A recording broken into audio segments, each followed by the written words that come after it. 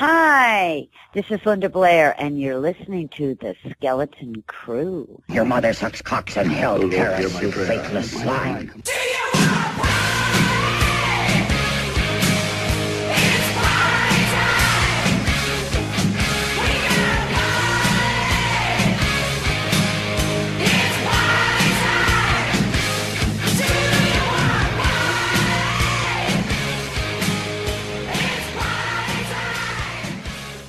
We're going to get into Wrong Turn 5, but first I got my buddy, Eric Morse, a.k.a. William Patterson. He's a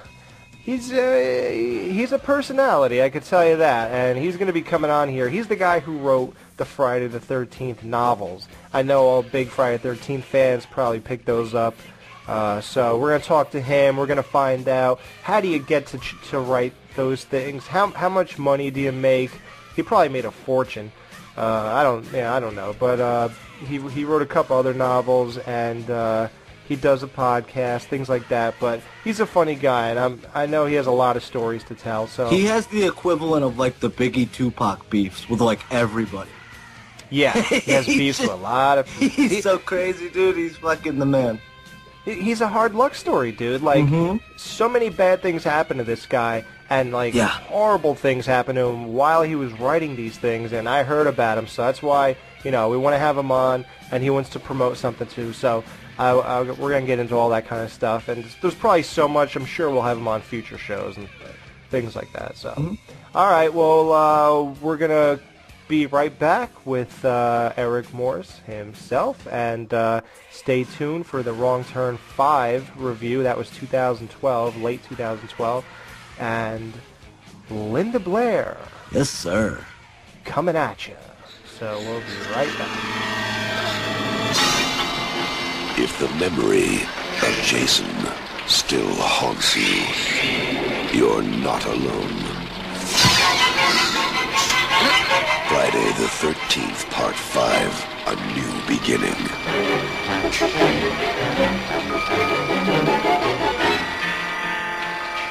Severe trauma at age 12. Brutal self-defense, murder of a psychopathic killer. Boy, they've given him every therapy they can think of. It's a wonder his mind isn't fried with all the drugs they've given him.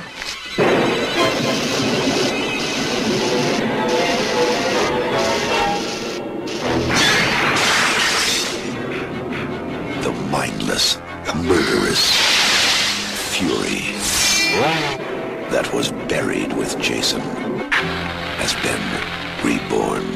Pete! And suddenly, terror has become child's play.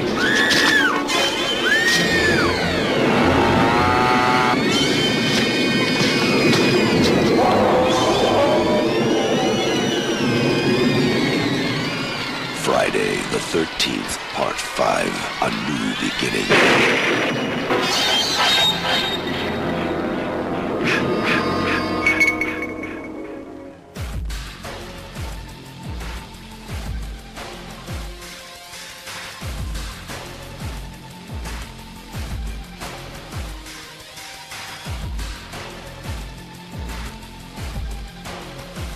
All right, we're back. It's the Skeleton Crew. Welcome. Jamie's going to be on in a couple minutes. She's not here right now, but we got my good buddy sitting in on the show with us, Eric Morse, a.k.a. William Patterson. Woo! Welcome, Eric. Hey, Gorin scares everybody. I love that intro. Yeah. Now this is one of the most interesting guys I've ever met. Eric. Well, what would you like me to call you, William or Eric? Either one. I'm easy. How about like Ericum? Merrick. If you want, you can just call me Eric. That's fine, because that's what I'm known by. Eric. All right. Now, me and you, we kind of met up November 9th, 2005. Wow. It was on my Crystal Lake After Dark Friday 13th message board that I made back then. And it's still going strong. Is it? Really? Yeah, still going. Yeah, I'm still a member. I'm right up there with the top ranks. Yeah. He posts his podcast. He's been doing a podcast. How long have you been doing one? About 5 years? Actually, 3.5. Actually, no, 4 years now. Wow. And it went through a big change. It was called the Eric Morse Project. It was the Eric Morse Show, and I had a co-host named Hank Sullivan that was on the show. Mm-hmm. Then, of course, after Hank left under sucky circumstances, don't they all? Let's just put it this way, he exploded on my show because an old friend of ours, Mr. Greg Russell Titterington, was on the show. Oh, that would be a great piece of tape. Do you have that? Actually, yes, I do. I would love to drop that in here. But, no, the thing is that he went off on Greg because Greg was talking about how in this movie that we did together, the Horror Seasons, that he absolutely hated his costume in the movie for the segment that I wrote. And the thing is that Hank went off on him and goes, well, that's because you're a fucking fag. Oh my God! You know, Dan, I wish that we had exits that were that easy. Yeah, right. Costume. I wish a costume was our problem. Yeah. we have 2 months of fights. Yeah, So right? he went off on Greg. Then he left. He walked off the show. Then he came back about half an hour later and insulted me, and then walked off the show again. I need this tape. Yeah, dude, we need this back. You have to give this to me. I have to put this in the no show. problem. You're gonna get it. In The Darkest Secret, the chapter of that, I had fun doing that because I got to go outside, while the other people were doing their scenes to carve a pumpkin, and because a pumpkin was used in it. I hated the costume I wore, though. It made me look very overweight. A turtleneck. Oh, that's because you're a fucking faggot. What? Huh? What? The guy said I was a fucking faggot. Oh, I don't know what's going on with Hank. He's a little bit off his game right now. Sorry about that, Greg. Anyways, yeah, I understood. I mean, the whole reason why I actually wrote in the whole turtleneck thing was, of course, because of the ending of the story where he reveals the fact that he's been hung, which is that was an important part to the story. I just didn't like the shirt I wore, and it looked like I had a bad hair day for that. But yeah, I did enjoy. I had fun doing it though. Hank, are you back? Hey, you motherfucker, I hope you choke on yourself, you fat fucking Greg Titterington is a fucking Negro bastard. Ooh, Hank loves cock. Hello? God, you could this Hank is, I gotta tell you, Hank is more controversial than Howard Stern. Yeah. I don't know who that was. I don't know if it was Hank or That was Hank. Hank or what. That was Hank. I really don't know. I don't think that was Hank. That was only the first drama experience that went down, right? Like, right out the gate. It's crazy, man. It seems, Eric has the greatest stories, dude. Yeah, I know. Wait till you hear. Dude, he writes novels. Wait till you hear what happened when he was writing one called The Traveler, A Conflict of Interest, and he has, like, a crazy story. What he's famous for is he writes Friday the 13th novels. Yes. Eric, could you give us the titles? You wrote 4 of them, right? Actually, I wrote 5. Okay. The last one that I wrote, it's actually PDF and it's free. I actually wrote that for the fans. I spent 7 years writing it, and it's an epic Friday the 13th novel. I think everyone will want a copy of this because it answers a lot of questions, and it's unique because it puts all the Friday the 13th in the continuity, plus the television series. Ooh, no shit, huh? He went all out. I was gonna say, did you ever explain why? Because we've never talked about this, or did we during our retrospectives, Alex? I'm not sure. I can't remember. With what's up with his fucking fingernails, dude? Did you describe that? Like, what the fuck was that? Eric, please tell me you gave a backstory for the fucked up fingernails. With the black nails? Yeah, like what is that? He was helping Alice hammer a gutter in, and he hit his nail. It's just he has dirty fingernails. Okay. It's dirt underneath the fingernails because I have the same problem. Oh, Eric, pay no attention to Dan. He's just... To answer your question, I wrote Mother's Day, Jason's Curse, The Carnival, and Road Trip. And the final one is The Mask of Jason Voorhees. That's the one that ties it together. Yeah. Okay, now, I saw a movie called Mother's Day. Did they make a movie out of your novel?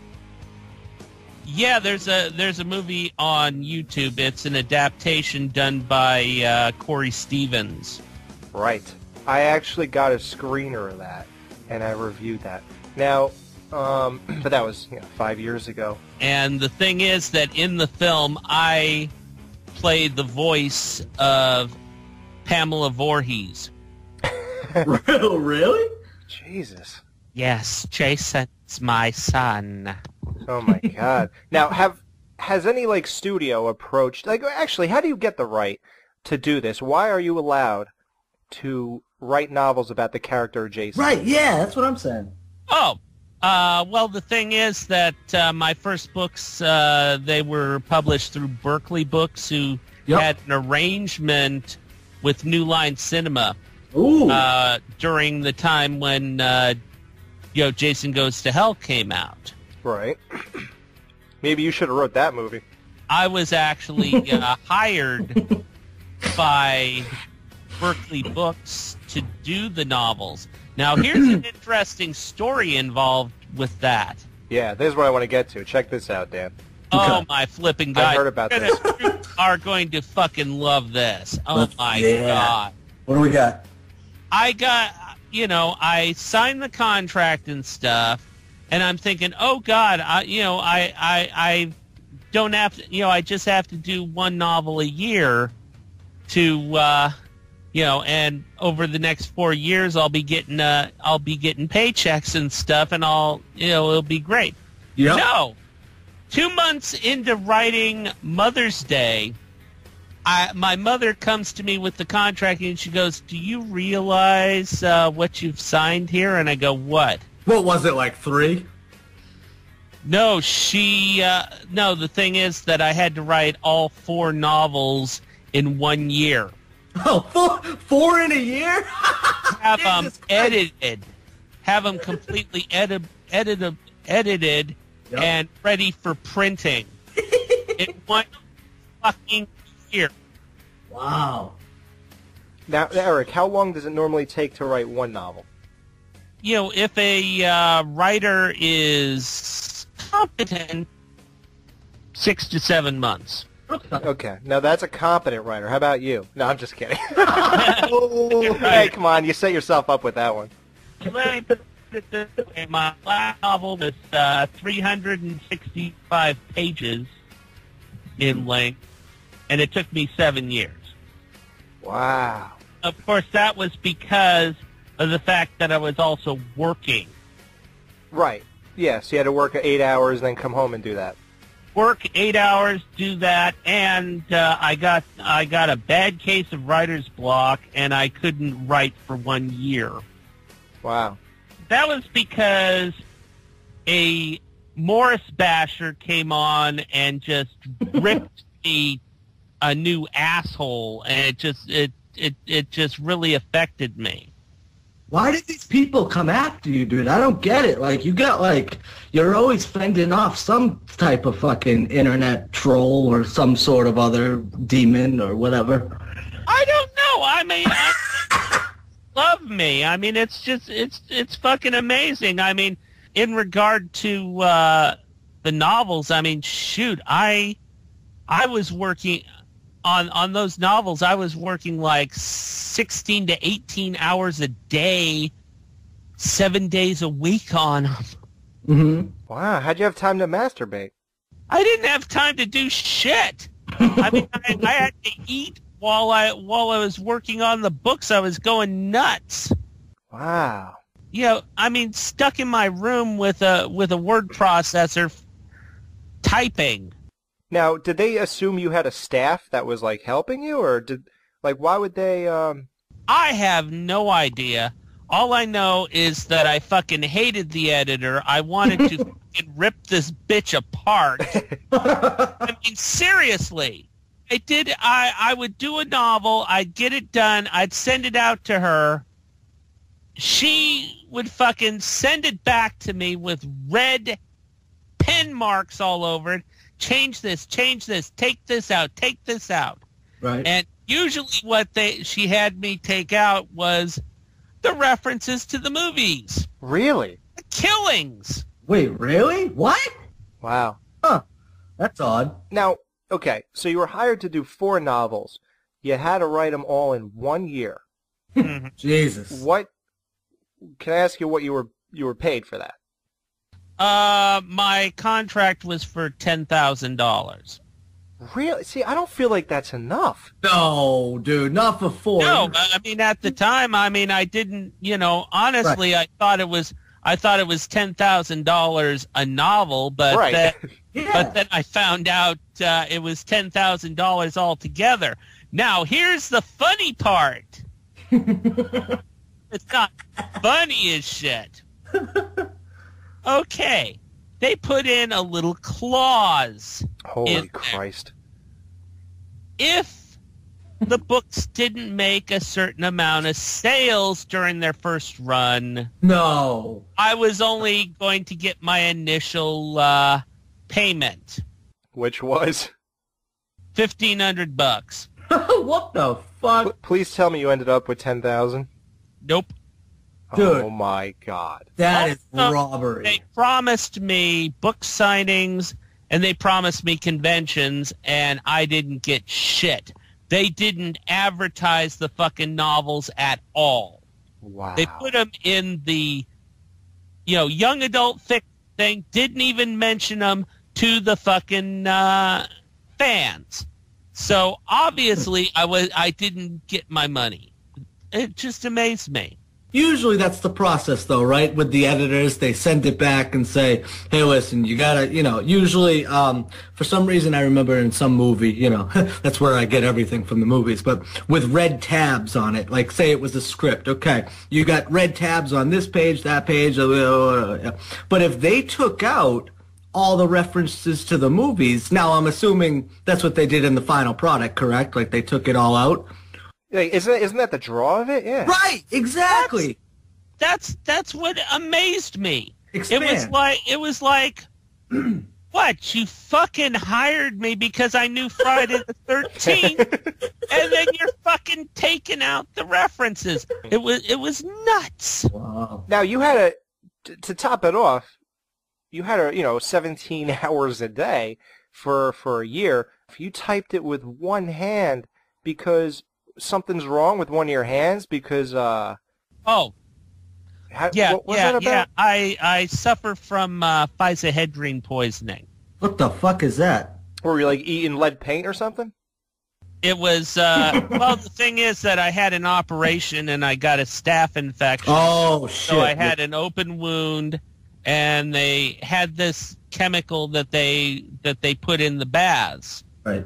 And when my mother came home when I came home to have my mom take care of me, I'd have to take 2 of these baths a day with this chemical physahedrine. It's known now as Physoderm. Okay. Sounds familiar. But yeah, I take it every morning. They pour that into the bath, and they didn't know that it caused damage to the brain and stuff. Oh no. Do you have brain damage? Is that why you're on this show? is funny. But, that's how we got. That's how we got here. It causes educational problems. I have trouble doing even basic mathematics. You and me both. All right, Eric. 9 times 9. Sorry. I'm good at calculators. Let's put it that way. Me too. 6 times 6. I don't even know that, Alan. 36. Oh, nice. But what I'm saying is, it also affected my coordination. If I'm trying to coordinate my hands, I have to think about what hand I'm using. Right. Really? Gotcha. So I can't coordinate my hands. Huh. That's crazy. Wow. It's a hell of a thing when I was learning to drive. Yeah. Jesus. No, your other left. Your other left. Wow. Yeah. That's crazy, man. Well, hey, you overcame it didn't stop you, I guess.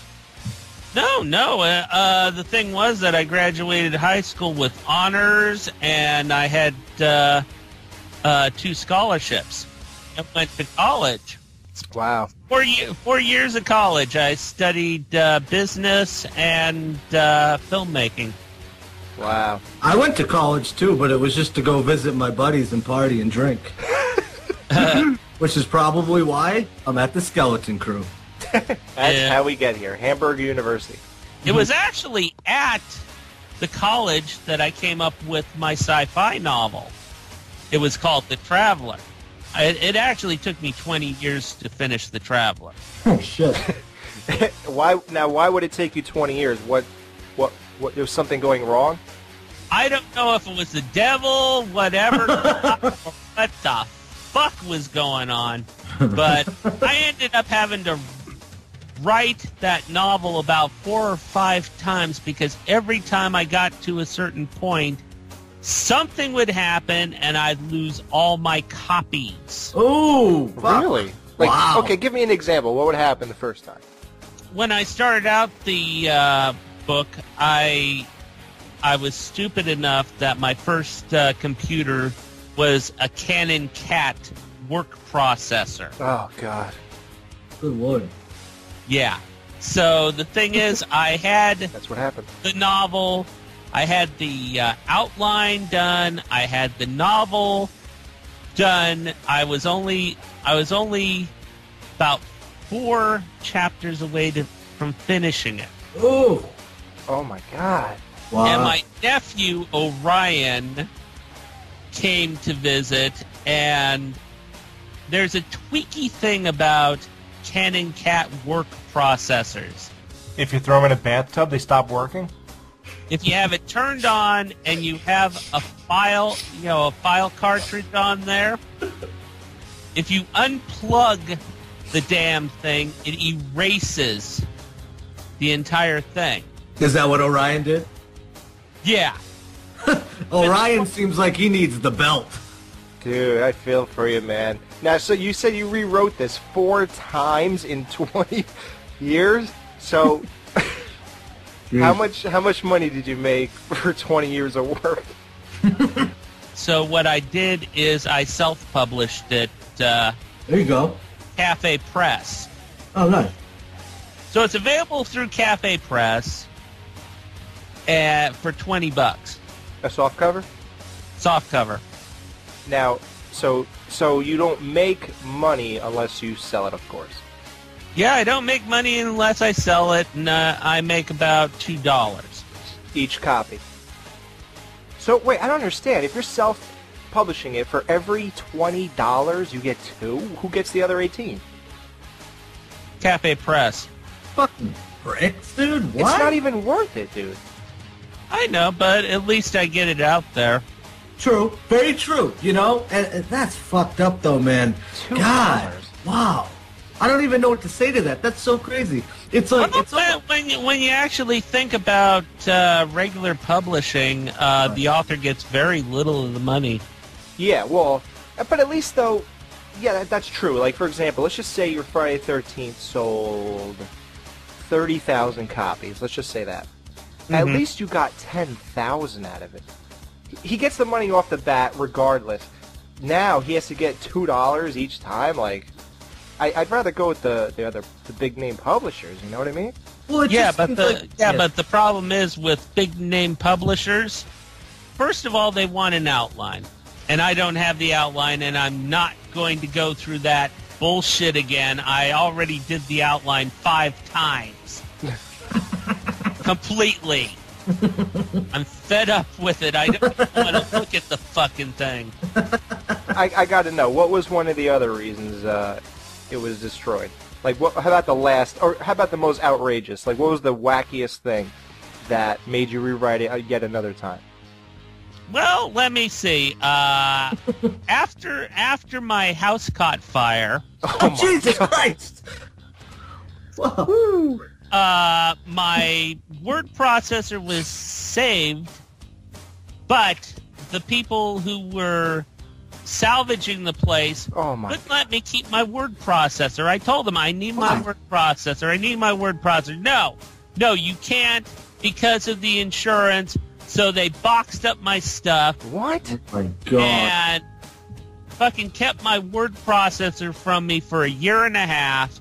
When I finally got it, the word processor was damaged. Holy Christ.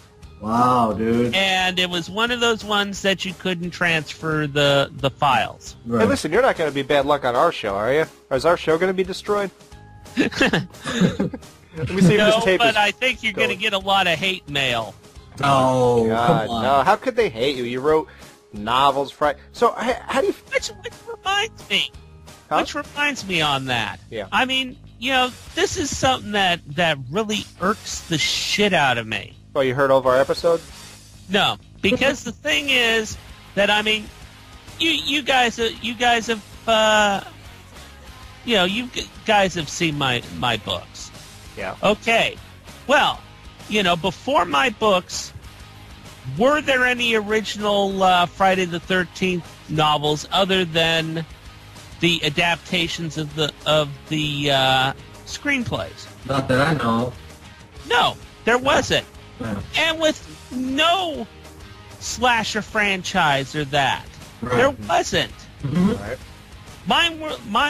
Mine were the first. Wow. Like, are these things big? Like, do they sell a lot? Like, even though you can't get paid. Now, how about this, though? Do you know how many copies you sold? Like, okay, for example, your first run didn't sell as many as they wanted to in a certain amount of time, so you got screwed. But since then, because it's been years, 10, 15 years, all right? So, do you know the amount they've collectively sold since since you released them? Nope. No? There's no record of it. You can't get a record? Nope. Because the thing is that after the first run, they stopped. They didn't do another run. They didn't do any more books. So that first run, what was sold, are what's out there. They did runs in Japan. Yeah, who cares about them? Runs in England. Well, how about this? Has any studio approached you and say, we read your novel and we'd like to turn it into a movie? Has anybody come to you? And if they did, or if they came to that, whoever that was that you did business with, what was it, Berkeley? Berkeley isn't even in business anymore. Oh, so you wouldn't get paid. It would be Penguin Putnam took over from them.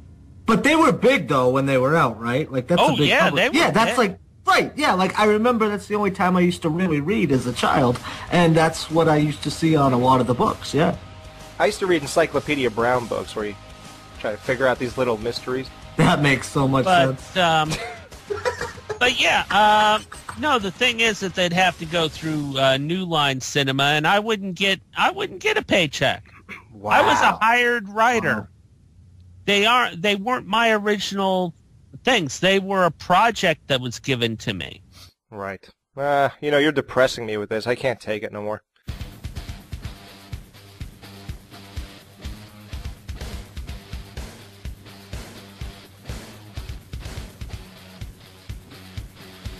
Welcome to Marathon. May I help you? Yes. How may I help you? You can start by wiping that fucking dumbass smile off your rosy fucking cheeks. then you can give me a fucking automobile. A fucking Datsun, a fucking Toyota, a fucking Mustang, a fucking Buick. 4 fucking wheels and a seat. I really don't care for the way you're speaking to me. And I really don't care for the way your company left me in the middle of fucking nowhere with fucking keys to a fucking car that isn't fucking there. And I really didn't care to fucking walk down a fucking highway and across a fucking runway to get back here to have you smile at my fucking face. I want a fucking car right fucking now. May I see your rental agreement? I threw it away. Oh, boy. Oh boy, what? You're fucked.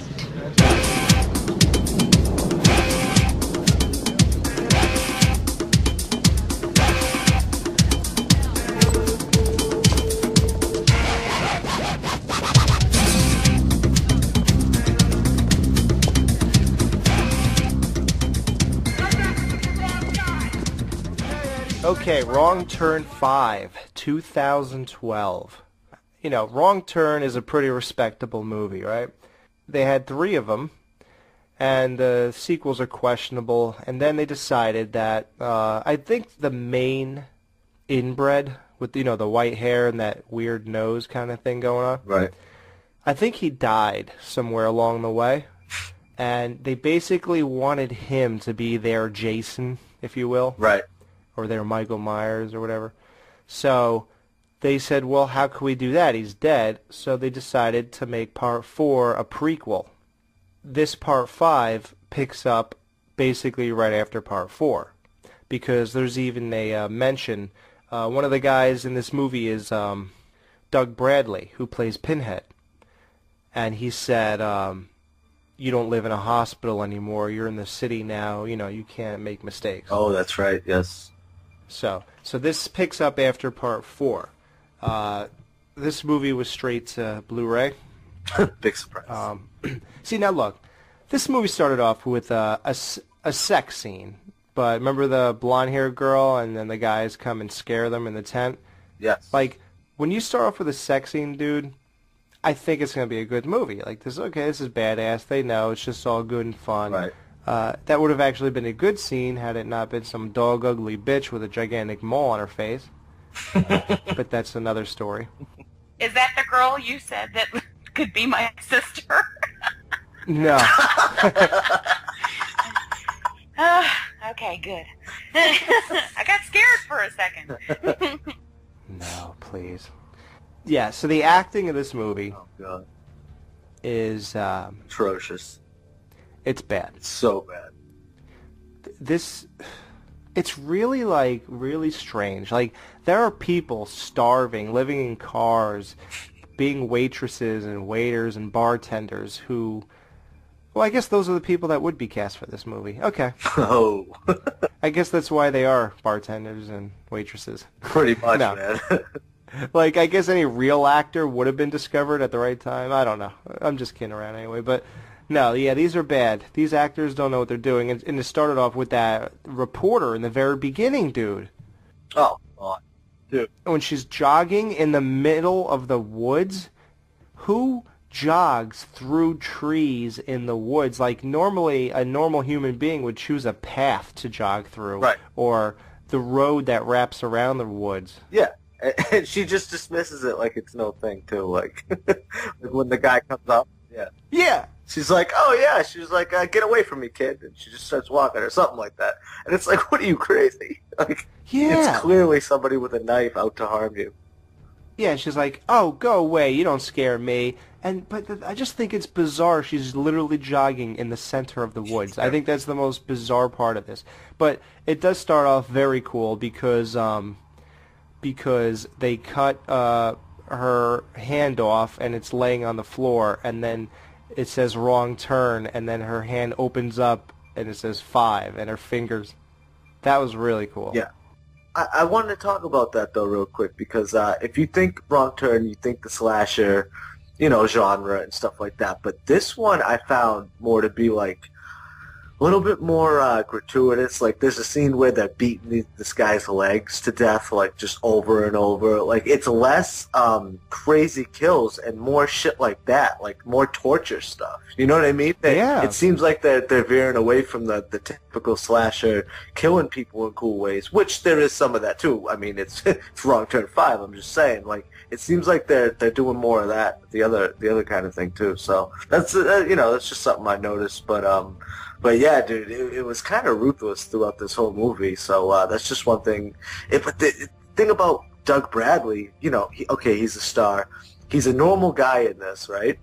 Yeah, he's like the Drayton Sawyer of the movie, and those guys are the the crazy family. Yeah, and dude, and on top of that, it's like, all right, yeah, he runs the crew and stuff like that, but, this whole movie is just kind of ass backwards, dude. It's like, all right, first of all, it doesn't even take place in the woods by any means. It's not a backwards flick anymore. It takes place, half of it takes place, or 90% of it, rather, takes place in a fucking police station, in a precinct, Yeah. This movie reeked of low budget. Oh, God. Like, there's just, it's not that story happens to take place here or there in this house or whatever. I mean, it's clearly because they have no money. And it's weird because there's even a scene. Oh, here, let's get to the premise is that there's a big, there's a festival, a town festival. Yep. There's supposed to be like, I don't know, a couple hundred people in the town. Dude, what exactly happened to make the town completely shut down and empty? Like, the power went out, so you're telling me that when the power goes out, they shut festivals down and everybody goes home? Supposedly, dude, and that's another thing. They don't just, all right, well, so... the premise is the guy gets arrested, Doug Bradley, and the brothers come in to get him at the police station. Yeah. But before they do that, instead of just, no, we're not going to cut the power at the police station, they go to the power plant. Like, they go to some big fucking power plant, and then some guy sees them and comes up, and, hey, what are you doing? Gets 2 feet from him, realizes, and oh, string shit. Him up. Yeah, exactly, yeah. And, like, talking about that gratuitous type of shit, too. But, yeah, it's just so far-fetched. It's like, why didn't you just cut the power to the fucking police station? Like, it was just ridiculous to me. But, yeah. Yeah, it's all weird. They knocked down the tower for the cell phones. Like, that's right, yeah. Like, I guess it's like, oh, boy, they're trapped now, and you start feeling helpless if you're invested in the characters. Okay, do you want to talk about the positives and negatives, some of the kills, or, like, what the F moments? Like, okay. Where would you want to go first? Are there any positives? I mean, let's go. Yeah, well, dude, the brown-haired girl was smoking hot. Oh, the sheriff? No. Oh, okay. Oh, good lord. Yeah, the chick at the end. Yeah, definitely. Yeah. Yeah, she was smoke show. And this movie has, like, 3 sex scenes in it. Yes, so yeah. That's good. We're talking about Texas Chainsaw having a lack of it, and, it fit it well, and, a lot of tits fit these movies very well. Like, that's what it is now, Yeah. What do you think about that whole scene, dude, where he's like, why do you keep knocking on my door? Get the fuck, you're in the wrong place, man. Get lost. Take your friend with you. Like, dude, that's just bad. That's bad writing and bad acting. Yeah, oh my god, dude. Yeah, yeah, like, 2 of the different guys came up, too. Like, it's not even that guy was being a douchebag and stupid. It's the whole setup of them coming to the door and just knocking on the door. It's like, and they just took the backwoods guys. Like you said, how you said they were trapped and stuff? Well, they were trapped in the middle of a fucking town. It's not like they were in a desolate area. Yeah. And that's another thing talking about low budget shit, dude. Like, me and Alex were talking briefly about this movie earlier, and one thing that we both noticed is, if you look at the town itself, total fucking, the worst Hollywood set I've ever seen in my life, dude. Soundstage. It looks like a cardboard cutout town. It's actually pretty funny. And the fact that no one's there makes it more apparent. It looks like a comic book. Like, exactly. Remember how Batman, the old TV show, how it lost all of its money and the budget was real low by the 3rd season, and their sets were like just fake walls like put up around Batman Robin, and they were never in any real buildings anymore?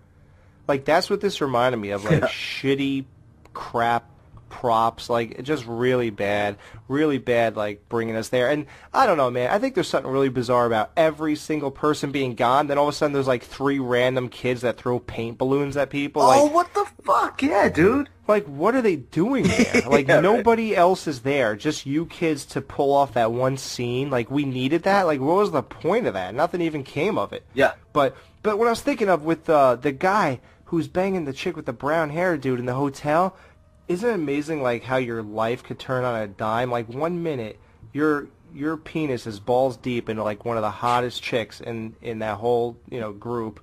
And then, like, 30 minutes later, he's like a sniveling piece of shit getting his legs bashed in while he's tied to a truck. Right. Like, isn't it like? And then, dude, the funniest scene of the movie when he gets hit by the truck. Oh, dude, yeah, exactly. Yeah. Jamie, you have to see how hilarious it looks when this guy gets hit by a truck. It really is a bad movie overall. I have to see this brown-haired chick you keep talking about. My God. Yeah. Well, she's not the hottest thing, but when you're looking at like just that group for so long, right. I don't know. I wouldn't throw her out of bed. The acting is all over the place, though, in this movie, too. Like, nobody can act in this shit. And it's just one of those movies, man. It's such a part 5 of the series, dude. Yeah, they're just clearly having fun with it at that point. Well, dude, I mean, half of the budget of this movie probably went to fucking Doug Bradley's salary, dude, I know. So. But, okay, what about some what the F moments? Like, how about when the hot brown-haired chick is arguing with the sheriff, and the sheriff is like, look, the festival will be over soon. My deputies will be back. Just wait a little bit longer. Like, the festival will be over soon. Have you looked out the fucking window, honey? There is not a single person in that entire town. What festival is going on that you're waiting to end? Yeah, right, dude. Yeah, exactly, dude. There's tons of shit that. Oh man, I wish I could remember half of it. One in particular is she finally gets a generator going, and to turn the radio on. Oh, the stoner. Sometimes, yeah, and she finds this fucking ridiculous asshole dude on the other line, which doesn't ever go anywhere. They could have paid it off with something. He could have at least said definitively, no, I'm not. Right, yeah. Or if he did do, you wouldn't find out if he did call somebody or whatever, but, the cops would come in and there would be a scene that, kicks back to that. Nothing, though. And it's like, what the fuck was that scene even for then? Besides, comic relief of a stoner kid, Yeah, that's what it was, dude. How about even before that, when she's going in to get the generator, she takes her gun and smashes the entire window of the door to get into the store, which is basically the size of the entire door. Yeah, right. And then she just reaches in and unlocks the door and opens it. Yeah. You could have walked right through. The thing is 5 feet tall opening and 3 feet wide. Like, that was I hate stuff like that. Yeah. And dude, what about the one chick? Another what the F moment, that smoking hot chick who goes up to the cop and says she wants to get backstage and she'll do anything to get backstage, and she gets in the back of the truck with the cop? Oh, yeah. Dude, is this for real? Yeah, right, dude. Yeah, it was just, yeah. What was the point of that, though? I don't know. Exactly. Yeah, it went to a sex scene, didn't it? Yeah, that was good. Yeah, I guess there was a point to it. I mean, if that, yeah. But I don't know, man. Like, the whole plot of this, like, the kids, the kid gets locked up in jail, and the rest of them just sit around in their hotel room doing nothing. Right. Like, that's what you wrote? Right. I don't get that. It's weird, man, with this movie, dude, because I think it just falls flat, dude. First one, awesome. Love the first one. Second one, I feel like the second one nailed it as far as fucking camp and stuff, I mean, it was perfect. And, even the, third and fourth one, too, I guess. This one just falls flat on so many different levels, dude. And like I said, half of it goes to Doug Bradley, dude. The other half goes to fucking hair and makeup for the two. Oh, dude, the hair and makeup was horrible. And it's like, what the fuck? Like, it's a piece of shit movie, I must say. And you could tell people were just there for the paycheck. This might be one of those movies, like we said before. I'm sure they had a fucking blast on set, dude. Like, it might have been a fun thing for just them, but for mass viewing quality, it's just not there, dude. Well, I'll tell you, dude, because you know how I always look at the clock eventually. at the 50-minute mark, I still found this to be like a subpar yet mildly enjoyable movie. Like there were a lot of scenes where I'm getting lost here, and then I don't know. This movie is really disjointed in the sense that it's good and not good, and it holds me and it loses me. Yes, but it does it just enough, dude, to keep me in. And really? I'll tell you the truth. Yeah, like I'm not so sure I could say I was invested in any of the characters, like the sheriff girl, who looks like Jamie, sort of. Like I'm not sure I was invested in her, but maybe I was invested in Doug Bradley, or maybe I was invested in the situation, or maybe the kills were good enough. It just kept bringing me back. Like I can't write this off as a total piece of shit, but like we said, it's so unprofessional, it's so low budget, it's so this, so that, that no, it's not good. Yeah, you know, right. You can't say it's good. You know, but the kills, dude. Let's get to the kills, because that was all they had going for it. What about the blonde chick with that shit on her face?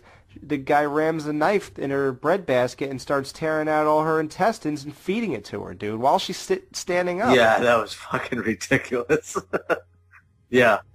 And like, how long until she keels over? I mean, Jesus Christ, this guy cut you open. He's feeding you your guts, and you're still standing up and accepting it. Yeah, exactly. Just over the top, dude.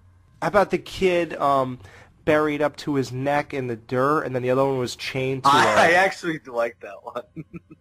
That was cool. The hillbilly started driving a tractor slicer or whatever. It was weird. I put myself in that kid situation with the chain around him, because you got one guy buried up to his neck, and one guy at the goalpost, chained to the goalpost. You know, he's got like 15 feet or whatever. Now, do you think if you threw that fucking chain in that it would eat it up and fucking pull you in, or would it cut it? Because I was thinking at that I'd take the chain, throw it in the thing, try and cut it, and break loose. Or it might do a Jason Friday the 13th fucking remake effect and pull you right in, you know? I would, if I knew I was going to get run over anyway, I would just throw, you know. So you wouldn't have done that? Okay, good, because I was thinking, try my luck. Yeah, well, exactly. Like, I was thinking if I was being really stupid in that situation, but yeah, okay. Now, how would you rather have died? Would you rather be the kid buried up to his shoulders and have your head just get mauled by that thing, or would you rather have them grind you from your feet all the way to your head? Oh.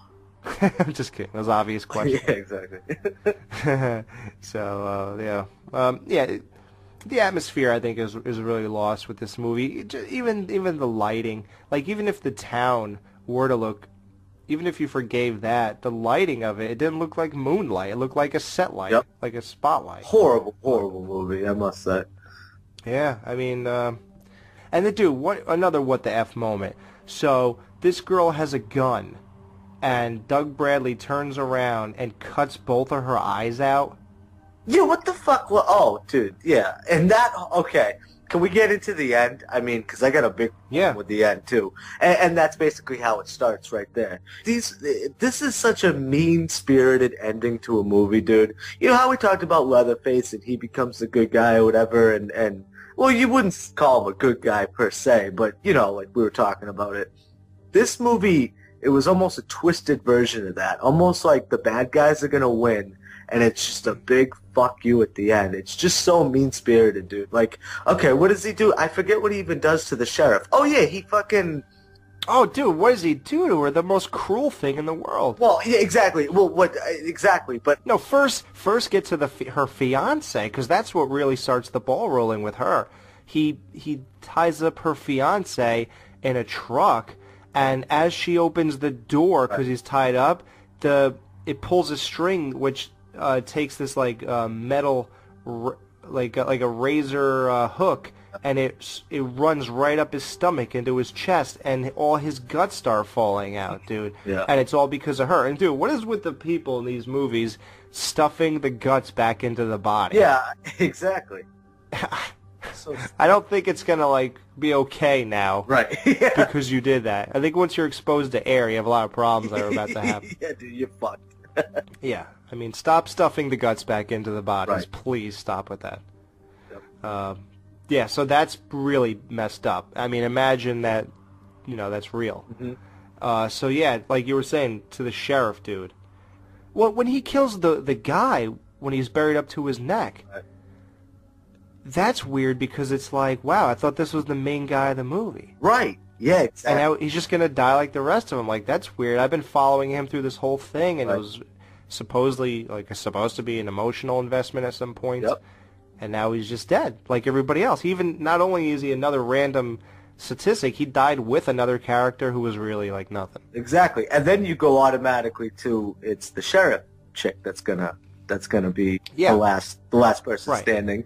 And then he sets her up to what? Basically he says, all right, would you rather burn? And then he sets her up to where he has a shotgun to her head, taped to it or something like that. Yeah, taped under her chin. And tippy toes, and if she puts her feet down, then she's fucked. Her heels down. Right? So what do they do? They fucking kill her. Boom. Boom. Fucking... Yeah, first she burns, then she blows her head off. Yeah, exactly, dude. And you know, that I didn't like. I was like, what the fuck? And I figured, all right, well, at the very least, maybe the chick with... Because he gouges out that chick's eyes, like you said. Yeah, so she's blind. Yeah, so she's fucked. Like, she doesn't have any eyes. They just got fucking gouged out. And then at the end, you know, and then at one point he's like, I'm going to have sex with you, and fucking so are my boys. And then, you know, and then later on, you know, at the very end...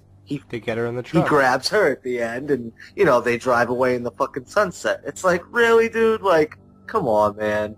It's really mean-spirited. It is. Because even the build-up to, like, when the sheriff's like, I just want to be there when they inject you and your dad. Right. I'm gonna, you know, she kept building up, like, every response she had was that she will win this thing. Yep.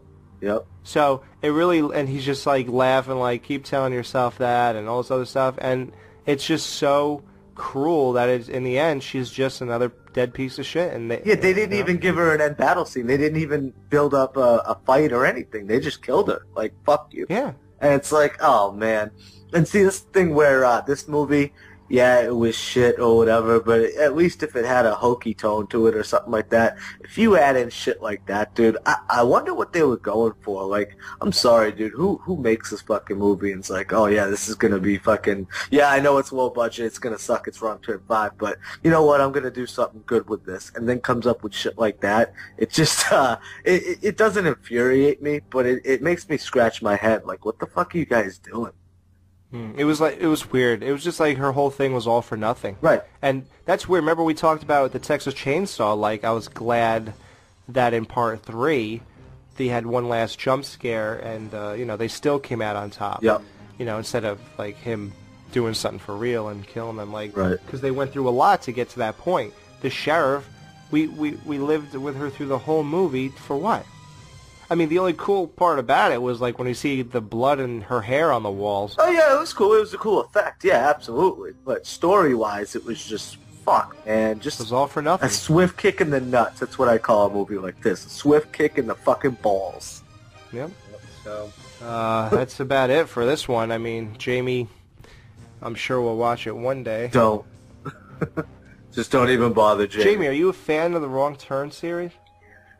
I am of the first one. I really like the first one a lot. Yeah, first one's awesome. But I will watch it eventually. Especially since I was just looking at pictures of the sheriff chick, and, you know, I'll take that. Okay. Yeah, she's cute. No, she's definitely cute. Sure. Yeah, you look like her. I was to see if I was going to have to get mad at you or if I was going to be okay with that, but... Oh, no, it was a compliment. Yeah, you kind of look like her.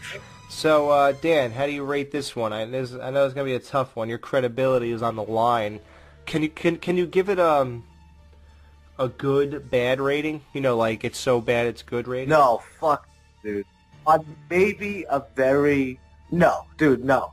There's elements of that, yeah. There's, like, a scene here and there, which I do like, but, dude, this might... No, it has no credibility as far as that's concerned. I give it probably lowest rating ever. I give it a 2. Wow. Just because they actually used the camera and found Doug Bradley and got actors, they get a 2. And they did mic everybody really well. They mic'd everyone well. Everyone was very well mic'd up. Yep. Yeah. This, you see, I had a soft spot for this series because I watched part 1 when it came out, and not really again, I don't think, since then. And then one time it was like a lazy weekend. I was at someone's house. It was a party, but a family party. So I went into the other room, and I was just, bored to death, and I put on, like, Spike TV or whatever. And they were marathoning, like, all the wrong turns. So I watched part 2 and 3, like, I think back-to-back on the same day. And it was just like it was a fun escape for me. Like, I just got into it. I was just like, well, I'm looking around, getting something to eat, grab a few beers, lay back on the couch, keep watching these movies. Yeah. And something about it it brought me to a good place. Yep. And I was like, yeah, these are pretty good. It's obviously they're not really real. They're hokey stuff. But yeah, slashers. For what? Yeah, for what it is, it's cool. I mean, how seriously are you going to really take this for how long? Mm-hmm. So I bought them all on Blu-ray, and I even bought part 4 without watching it on Blu-ray. Yep. From Amazon, and I got them all shipped over. I watched them all again about a year later or so, and 4 was okay. It was pretty good. Yeah, 4's decent. Yeah. Yeah, really good payoff at the end. I don't want to give that away, but never mind. Yeah, great payoff at the end, actually. Somebody who was responsible for a lot of deaths got it. I was happy about that. And so I actually, even after watching the trailer, I still bought this movie blind. Right. On Blu-ray, part 5. Yeah. Man, I gotta say, it's so stupid and ridiculously dumb, but I just don't hate it. Yeah. I really don't. I don't know why. I don't recommend it. Yep. But I will probably watch it again and have a good laugh. Really? Oh, shit. See, I just find this not a laughable film, I found, like, part 2. Isn't that the one with, like, the reality TV show, Henry Rollins, dude? To me, that's fucking fun, This just isn't. I mean, like I said, it's got that recognizable face, Doug Bradley. He was good, though. I just love the people who are like, why would Doug Bradley be in a piece of shit like this? And I ask you insane people, have you seen the movies he was in? Yeah, right? Have you watched Hellraiser 5 through 8? Like, what are you looking at exactly? Because those were pieces of shit. Like, I'm sorry, I don't know what standards you think he set in the past. Yeah. But there really are none. Nope. So don't go thinking he don't belong here. He belongs here. Well, he did it for the paycheck. I mean, come on. Yeah. He didn't break precedent or anything. Yeah, I mean, he's been in shit movies for a pretty long time. We're talking 20 years. Dude, I don't blame him. If fucking somebody wanted to pay me and be in shit movies, dude, I'd do it too. I loved how he called the 9th Hellraiser a piece of shit. Meanwhile, that's better than this. Is it? You saw it. We reviewed that. Remember that was the what's it called? With the kids in Mexico. Yeah. What's the name of it? Revelation. Is that yeah? That movie was okay. It was all right. Actually, you know what, dude? You know what? That movie is better than this one. Yeah. Yeah, I agree. Yeah. So that's that. Oh, my rating. For me personally, it's a 6. In real life, it's like a 2 or a 3. Okay. Wait, it's what you said? A 6? Really? Yeah, I mean. Wow. Damn. Is that? Yeah, you're right. No, because I know it's kind of stupid. All right, 5.5. That's the lowest I'm going. All right, that's solid. It kept pulling. It was a yo-yo effect. It pulled me in. I lost me. Pulled me in. You lost me. Pulled me. It just kept doing that. So. And let me elaborate on it too. It's not like completely 100% throwaway. Like if you got nothing to do and you've seen the films, it's good to see this one and compare it to the other ones. They do a lot of different weird shit in this. So if you're up for it, go for it. But by no means is this a good film. No. Yeah. So, yeah. There you go. This is Mr. Skin from MrSkin.com with all the skinfo from the latest movies. New in theaters, Emmy Rossum stars in Beautiful Creatures. But to see this beautiful creature go wild, check out Emmy's frequent TNA on Shameless instead. Naked Miss Rossum will have you making sauceum. This is the Mr. Skin Minute. Extremely nude on Blu-ray, Helen Hunt sizzles in the session. Helen's full frontal debut as a very hands-on sex surrogate is sure to book some solo sessions. You'll be mad about boobs and get a riser for Helen's Hunt. Also new on Blu-ray is Weeds Season 8. Mary Louise Parker bears bush, butt, and milk bongs during a skinny dip, and Jessica Kuiper will get you even higher when she goes fully nude on roller skates. Weeds will give you a stoner boner. MrSkin.com. Fast forwarding to the good parts. Oh, yeah, tell us about that. What do you want to promote? Because you have this thing that you created. Oh, yeah, our Artists in Horror Month. Well, you know, everyone knows that this month it's Women in Horror Month, right? I thought it was Black History Month, actually. Yeah, me too. It's also Black History Month. Do you think black people will feel slighted here? It's like the big month for all, you know, all that type of stuff. So I came up with this concept.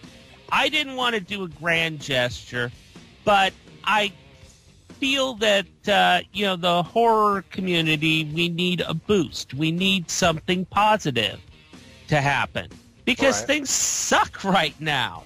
You think? What about Texas Chainsaw 3D? Oh, no. That's fine. What I'm saying is that the attitude in the horror community has gone to shit. Yes. You know, I heard this show that started up last year in April. They really drove it into the ground. Yeah. So anyways, I mean, it just amazes me because, I mean, we've got a fractured horror community. Everyone, it's an us versus them. Right. Horror elitists against everybody else. Yeah, damn. You know, they think that they run the horror community and that, you know, and that their little cliques, you know, should get all the money and get all the projects and that, and the rest of us can go fuck ourselves. Okay, so what do you want to say to Dan about that? Yeah. So anyways, so what I'm right here, Eric. decided to do is I decided that every artist in horror needs appreciation. Thank you. I mean, true. You know, think about it. A single word can turn enemies into friends. They can, you know, stop wars. They can promote fellowship. So I felt that spreading appreciation around the horror community and to people who aren't getting appreciated would make a difference. I agree 100%. We are underappreciated. Yeah, exactly. So the thing is that I came up with this idea of sending us money? People paying it forward, and what they do is they email out to as many people as they can a simple note that says it's Artists in Horror Month. You know, you put the name of the person, and you put, I appreciate you. Please spread the appreciation to another artist in horror. They might appreciate that. Okay, that you send that to Alex at theskeletoncrewshow.com. Exactly. Taste me, won't you crave me every night, and chase me, girl, I'll make you feel alright, There's a brighter bride on the other side, so take me for yourself and I will show you why. There's a brighter bride. You're the rabbit, he's the bird of prey, and you'll run right into his grip tonight, 'cause you love the way he gets you low. There's no escaping, only scraping along for the ride, and I can't bear to watch you cry. Please don't cry. If you guys have any questions, make sure you contact us at alex@theskeletoncrewshow.com. Yeah. If you have any questions, you can submit them. We're going to have Mama herself on the show. and, you know, we're taking over. This is going to revolutionize podcasting forever. We're going to be the biggest stars on the planet. The more we say it, the more you're going to believe it. And I'm going to keep talking in this really exciting voice because it makes everything I say sound more interesting and exciting. Yeah. But I'm really saying nothing, and no one's really listening. What's up, fuckers? Matt Wessel here.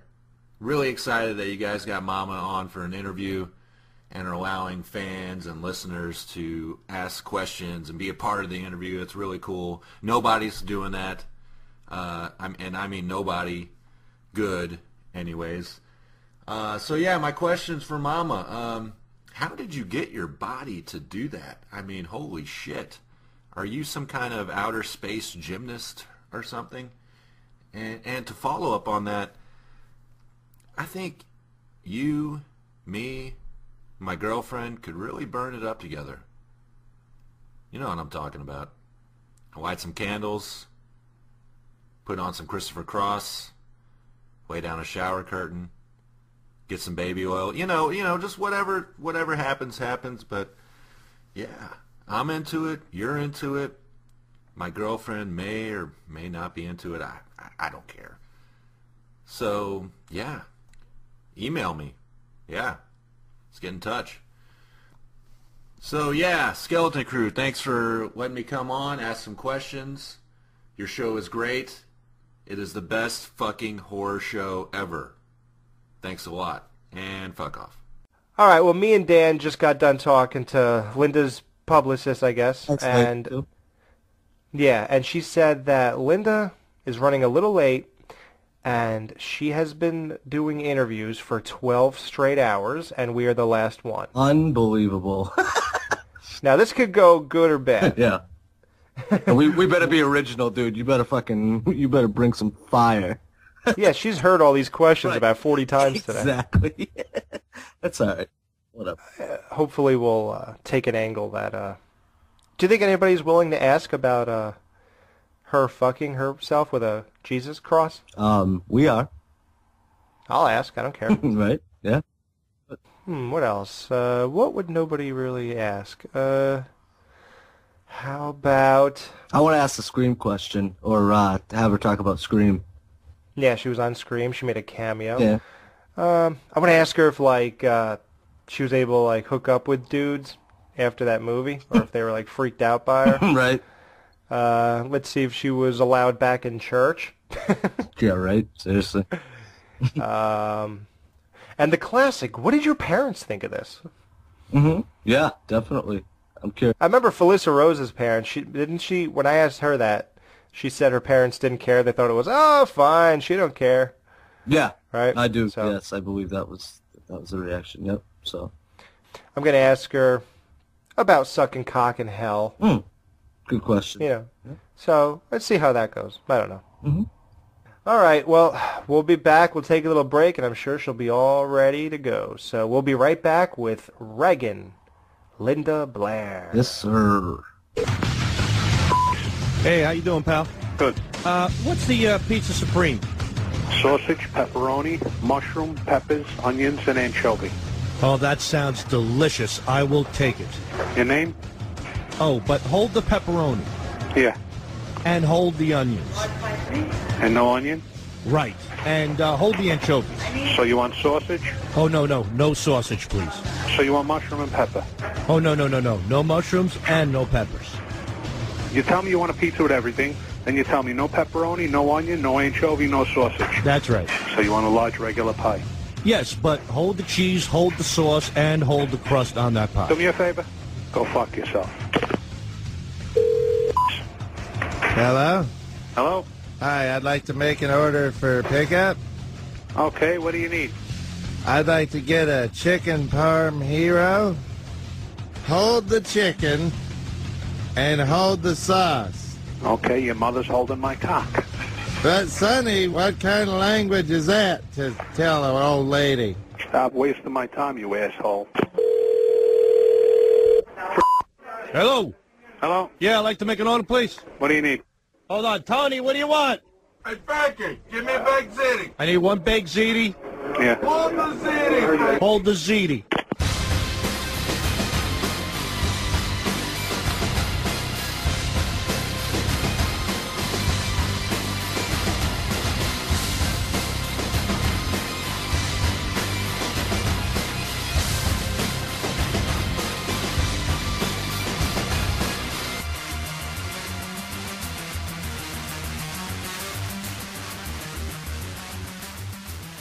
Reagan from The Exorcist, Linda Blair, joining us on the Skeleton Crew. Thank you so much for coming on, Linda. Oh, my pleasure. Glad to be here. This is a very exciting week. I know many people know that FearNet, which is this new wonderful network, and they have this great plethora of the horror genre and thriller films, and they're letting people know this weekend. So they've been honoring me and the foundation, my charity, Linda Blair World Heart, and we are having the Exorcist Marathon on Sunday. And it's really great. There's a lot of fans of the film and curious people over how we made it and through the years, and that's that's terrific. It's a great honor. It's a brilliant movie. Yeah, you just did a Q&A for them earlier, right, for FearNet? All day long. Oh, yeah, that's great. That's dedication. Yeah, it's been 40 years. And, I got to tell you, the first time I watched Exorcist, it was when it was re-released in the movie theater in the year 2000, was it? Or 2003, I guess? Well, they've done the re-release several times as different versions. The version you've never seen before. They did the 25th anniversary. Then we did the one where we were releasing the Blu-ray with the documentary, and that was what I just begged people, please watch the documentary, because it really does show you how we turned the head around, how we did this and that, the levitation and everybody's point of view, and I think that it answers so many questions that people have, and you get to actually see the physical presentations of how we achieved some of the things that are of most curiousness to people. Okay, yeah. Now, you were 13 or 14 years old. Now, Reagan was such a high-profile role right from the get-go. I mean, that movie, made waves right away. Your face was really distinct, really recognizable. What was life like for you for the next, 7 years? Were guys afraid to date you? Did girls think you were weird? Or did everyone think you were really cool because you were in this, crazy movie? The movie was catapulted into this sensationalist aspect that I think in some cases people bought into the sensation. But the press certainly left it a mystery as to whether or not you might be possessed, whether they wanted the scare tactic, and a lot of people thought, oh my God, is that Linda Blair, or is that Reagan, or now am I being possessed? Because it was so strange and odd to them. They were not sure, and so yes, there were curious factors. No, as far as fellas went, I was very well received by many years, and not for anything to do with the film. We're all just performers, so I was more involved with entertainment people. Okay. Oh, so yeah, they were more cool with it. Yes. Well, and plus you're gorgeous, so that doesn't hurt. Oh, listen to you. So, I saw some of those pictures. I couldn't resist. Kisses back. Thank you. Now, when you were younger and did this movie, what did your parents think of all the language or the whole religious aspect of it? How was that perceived by them? Well, when the movie came out, of course, many didn't realize that Billy Friedkin had changed a lot of the language in the film and so on. And the first time that we all saw the film, I think, everybody was just caught up. It was a standing ovation. The press went nuts. People were all over. We never spoke about it. It wasn't like we went back. You couldn't change anything.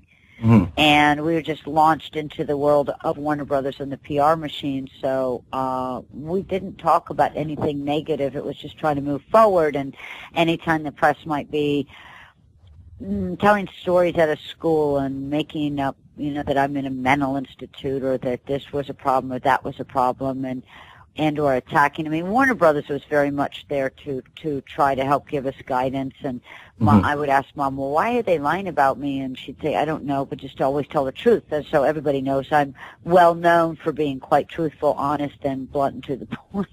Right. Yeah. Wow. Absolutely. So you only hung out with Hollywood people you said at the time, so you didn't go to... No. That was, you asked about boyfriends, so I would Hollywood say that guys. that they were more, well, it's well known, my first boyfriend was Rick Springfield.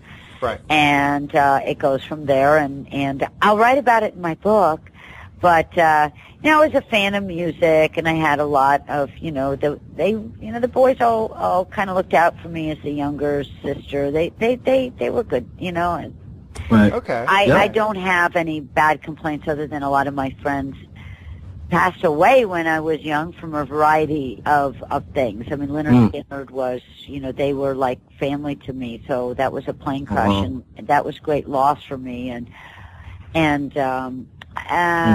time goes on, but my friends at school remained my friends, and a lot of, as I got into my late teens, I could go out in Connecticut. We're all from the East Coast. Back then, you go to bars and everybody would be dancing. I mean, nobody really bothered me. Oh, good. We were all, like, friendly. It was just the same bar, the same, the band. We just had, it was fun. I mean, I was allowed to be me. If I wasn't, I did not go there. Right, so you weren't banned from your local church or anything? My church is very instrumental in making me who I am today. Right. I grew up in the Congregational Church in Westport, Saugatuck Congregational, and Ted Hoskins was my minister. He's no longer with us, but he's very, very instrumental in giving me wonderful theological education, and I used to go on the retreats, and I was always still given a life like others would have, and not wherever my mother would place me was so that I could learn and be educated and live a life.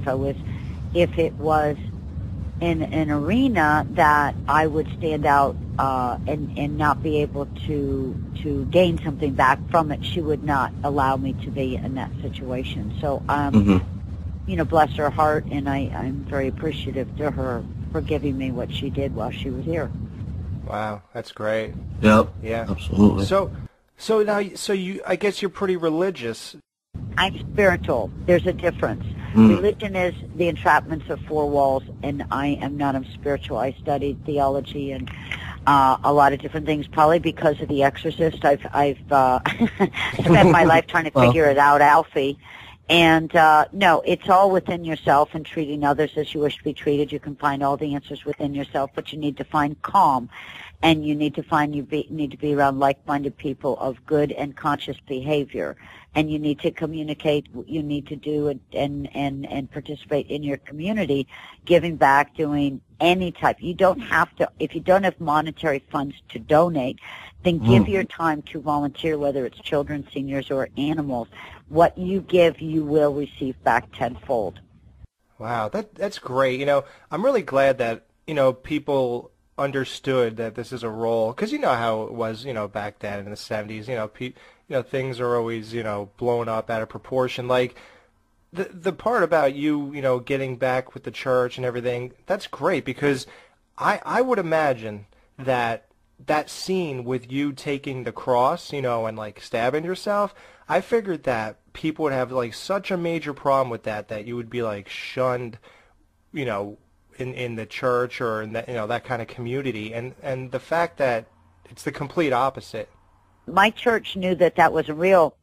I'm not Catholic. So my church didn't judge me on that. They knew that to give me the same guidelines that they were giving everyone else. Yep. Yeah. Absolutely. Now, so you got past the initial movie. Now, what made you want to get into taking the role of Exorcist 2, with the controversy and what the newspapers were writing about you? Like, what got you to say, what, we move forward, but I'm actually going to go ahead and make a part 2? Like, how did you decide to do that? Well, Warner Brothers kept asking my father for some reason, Exorcist 2, Jim, Exorcist 2. I wanted to, and we're like, no. Anyway, all of a sudden, what I recall is that a script came through the agency, and we all actually were like blown away. It was an extraordinary screenplay. However, it isn't the movie they shot. They brought John Boorman on, who just won the Academy Award. They brought Louise Fletcher on, who just won the Academy Award. They brought Richard Burton on. Hello, the great Richard Burton, Louise Fletcher, James Earl Jones, and so on. Mm-hmm. But they rewrote it maybe 5 times just in the rehearsal period. Not one of us had anything in our contract that said that we had any kind of creative control. And once it hit a certain point, Richard and I both went, we're possibly in trouble. And it was nothing we could do. You have to show up and still work. So some people really like the film, and if they watch it on Sunday, they'll say, listen, everybody has the right to like different things, and that's what entertainment is all about.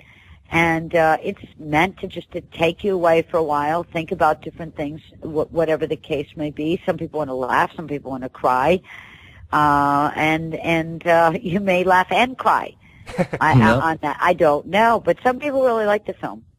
Yeah, do you like it? Do you like how it turned out? Like, how would you rate that movie? Well, I was not pleased that they changed the script 5 times. The original was fine with me. So I feel that too many cooks spoil the brew, and John Boorman brought in Roscoe Pallenberg, who I don't understand that at all, and I just think he destroyed the film. Oh, good. Yeah, because that's when we chose to actually jump the shark for the Exorcist franchise. So, how did you feel about donning that makeup again for that one scene? I didn't wear the makeup again. Oh, that was somebody else? Yeah. There was sort of some flashback stuff, but no. I've never stepped back in it again. Repossessed is the closest with Leslie Nielsen. Yes. And even that, I wouldn't wear the makeup. We made them find a different way, so they made my face all scabby and stuff. But no, I probably...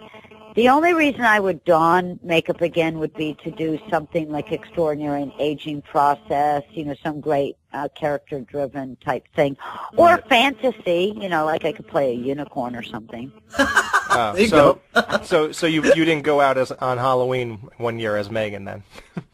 No, that will never happen. Now I want to flash forward a few years to 1996, actually, and one of my favorite movies. What would you say? Pretty much my favorite movie, period, huh, Alex? Scream. Yeah, Scream is my favorite movie, and I feel like all the stars aligned for that movie. There was just so many layers to it, and I feel like you were definitely a part of that, too, with your cameo. It's like, getting you to do that cameo, it just put everything into perspective. When Scream came out, its relevance on the genre, and just having you in there, I felt like you were just another star that aligned with that perfect movie. So you're very, very funny. It was all my friends were up on the set, and they asked Wes Craven, they're like, and why isn't Linda Blair in it? Right? And he goes, 'cause I forgot. So he called me and said, I don't have anything left, would you come up and play with us for a day? And I'm like, yeah, that was it. I didn't take a screen credit on purpose. I did it just to mess with people. Right. I noticed that, too. And I went crazy when I saw it. But then if you get to know me, you'll know that's my nature. You can thank my grandfather and my mother and father for that one. Yeah. Yeah. What do you think about, because you were in that spoof, the Repossessed, like you just mentioned. Mm-hmm. What was your take on the Scary Movie 2 part of The Exorcist? What? Oh, you never saw that? What are you talking about? In a movie called Scary Movie 2, they did your character, but it was like a goof. Can we talk about something I know about? Did you watch all the other Exorcists that followed yours? No. Don't know anything about those. Okay. I mean, I didn't watch them, no. Yeah, and you're still into it. You know, you're celebrating the 40th anniversary. So would you do one more if you were asked to? No, I'm done. I'm really just Linda Blair World Heart Foundation is the most important thing to me. BornInnocent.net ties in all my movies and so on. And I may go back to, you know, producing and or directing, but the right now the animals and saving, trying to stop the crisis in America. Mm-hmm. We are on, and FearNet has been so kind to honor my life and my film work and my foundation and asking for people to spread the word that we can change America, make it better for the animals, and that it has to be, people need to get involved. We are at full-blown crisis, and yes. I need to be able to call on the troops and say, this is what's happening. And right. If people don't join up within the next few years, more and more people will lose their pets and have no say on it. And I don't think that's American, and people need to sign up on my website, lindablairworldheart.org, yep. and Facebook, Linda Blair World Heart. Now, how did you get into that? Like, was it something personal happened with you and maybe an animal or something? I was born this way. I have always had a great love for animals, and Me too. There's many stories. One of my dogs was stolen from me in my 20s, and then I met a police officer that ran a very huge foundation that was very instrumental, and we used to go on stakeouts and film them taking animals from shelters and selling them into research labs. Very painful. Lord. So the animal rights and animal welfare work that I have been part of, there's nothing fun about it, but I'm willing to take and to drive the ship and do what I can, but I need those that have the same compassion, whether you are just spreading the word through the technology and your community, doing something, trying to go down, volunteer time, save an animal that's going to die in a shelter. There are many different ways that you can make a difference. Yep. And that's just my life right now.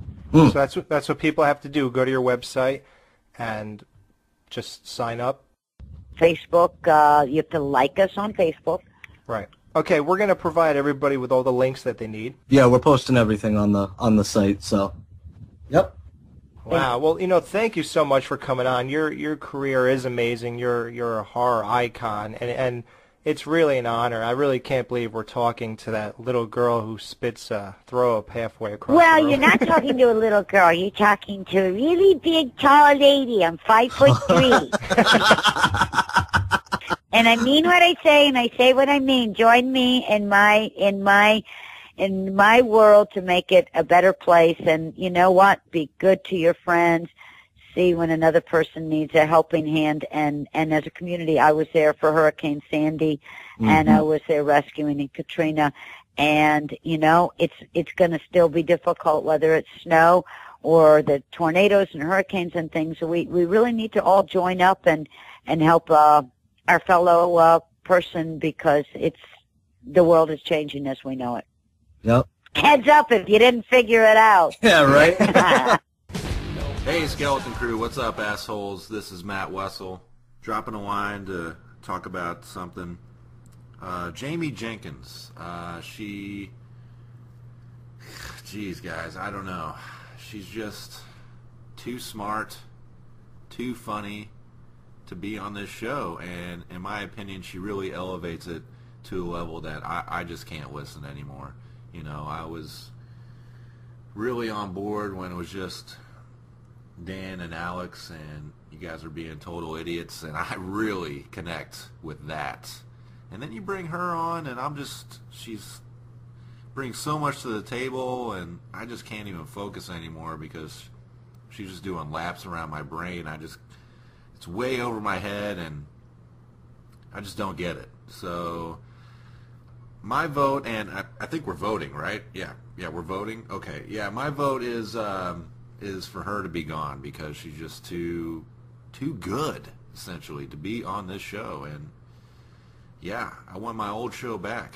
Sorry, Jamie, but I need more sword fighting and less catcher's mitts. That's what it comes down to. A genitalia joke. Yes. No, I'm just playing. You know I love you guys. Fuck off.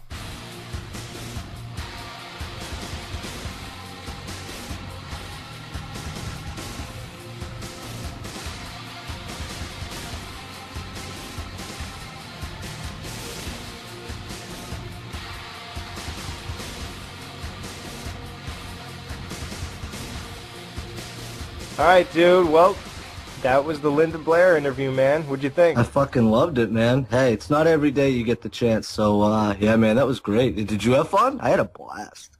Yeah, dude. While I was talking to her, I was looking on my computer screen. I had a little picture of her as the possessed Reagan. I stole that idea from you. I do that now, too. Yeah. It helps. It does. I started it with Tom Atkins. I think I did it with Adrian King. I did it with Felissa Rose. You did? Wait, you weren't even on that interview. I know. I'm just kidding. You're such a jerk. I don't know how much I could concentrate on the show, though. Oh, yeah, now her new pictures. You better not be distracted by them. Jesus Christ. Oh, my God. No, yeah, definitely, perfect house pictures. Okay. That was cool. I cannot believe it, Dan. The people on this show we had. Like, when you started this show, did you ever think the chick in bed spitting vomit halfway across the room, turning her head, telling people to suck dick in hell, telling people they're inside, do you want to leave a message, and hell, levitating on a bed, and all that shit, did you ever think they would be joining us to talk? Like, if they only knew how stupid this show is. Right?